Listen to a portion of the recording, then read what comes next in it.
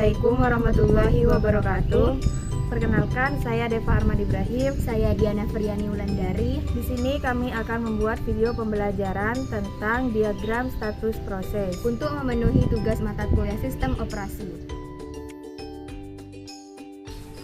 Apa itu diagram status proses? Diagram status proses adalah diagram yang digunakan dalam sistem operasi untuk menggambarkan status atau keadaan suatu proses dalam lingkungan komputasi.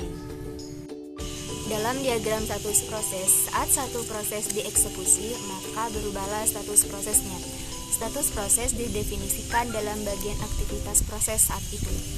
Dalam diagram ini mencakup ada 5 status utama, yaitu new yang berarti baru, ready yang berarti siap, sedangkan running yang berarti berjalan, dan waiting menunggu, dan terakhir adalah terminated atau berakhir. Berikut adalah penjelasan singkat tentang setiap status. Jadi di sini saya jelaskan bagaimana status proses itu berubah. Perhatikan diagram berikut. Yang pertama dari new. Dalam status ini menggambarkan keadaan awal dari suatu proses saat dibuat atau saat menunggu untuk diterima ke dalam sistem.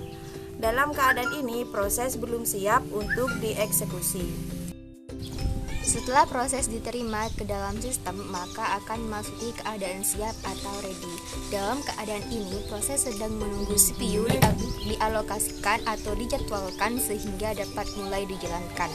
Setelah dari proses ready, maka proses bergerak menuju ke running. Jika pada saat proses running ada proses masukkan lagi, maka proses tersebut berada pada waiting atau input-output even wait.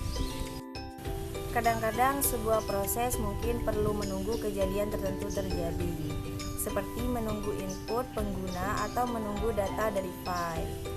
Ketika sebuah proses sedang menunggu kejadian seperti itu, ia memasuki keadaan menunggu.